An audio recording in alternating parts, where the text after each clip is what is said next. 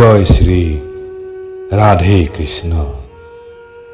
এইদৰে চাওঁতে চাওঁতে বসুদেৱ আৰু দৈৱকীৰ এটা এটাকৈ 8টা পুত্ৰ সন্তানৰ জন্ম হ'ল। প্ৰথম পুত্ৰৰ জন্মৰ পিছত প্ৰতিজ্ঞাবদ্ধ বসুদেৱ তাক কংসৰ ওচৰলৈ লৈ গ'ল। বসুদেৱৰ চৰিত্ৰ আছিল অতি মহান। তেওঁৰ সত্যনিষ্ঠাৰ কাৰণে তেওঁ আছিল বিখ্যাত। আনকি চৰম বিপদৰ সময়তো তেওঁ সত্যভ্ৰষ্ট হোৱা নাছিল। নৱজাত শিশুটোক কংসৰ হাতত অৰ্পণ কৰাটো আছিল অতি দুখদায়ক। তথাপি তেওঁ আছিল প্ৰতিজ্ঞাবদ্ধ।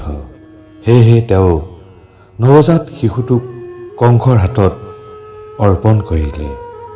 সেই শিশুটোক পাই কংস অতি প্ৰসন্ন হ'ল আৰু তেওঁৰ অন্তৰত কৰুণাৰ উদয় হ'ল। কংসই ক'ব ধৰিলে, প্ৰিয় বসুদেৱ, তোমাৰ এই পুত্ৰক নি মোৰ কোনো লাভ নাই, কিয়নো দৈৱবাণীত শুনিব পাৰিছিলোঁ তোমাৰ অষ্টম পুত্ৰই মোক সংহাৰ কৰিব। সেয়েহে মই তোমাৰ এই পুত্ৰৰ প্ৰতি নিষ্ঠুৰ আচৰণ নকৰোঁ। তুমি ইয়াক লৈ যাব পাৰা। বসুদেৱ তেতিয়া প্ৰথম সন্তানটোক লৈ ঘৰলৈ উভতি আহিল। কংসৰ আচৰণত যদিও তেওঁ আনন্দিত হৈছিল, তথাপি তেওঁ কংসক বিশ্বাস কৰিব পৰা নাছিল।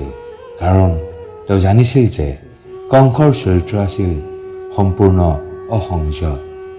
তেওঁ আৰু এইটোও জানিছিল যে নাস্তিকসকলে তেওঁৰ প্ৰতিজ্ঞা পালন নকৰে। যিসকলৰ হৃদয় ইন্দ্ৰিয় সুখত সন্তুষ্ট, তেওঁলোক কেতিয়াও সন্তুষ্ট হ'ব নোৱাৰে। সেয়েহে তেনে লোকক বিশ্বাস কৰিব নালাগে। জয় প্ৰভু জগন্নাথ। হৰে কৃষ্ণ হৰে কৃষ্ণ হৰে কৃষ্ণ।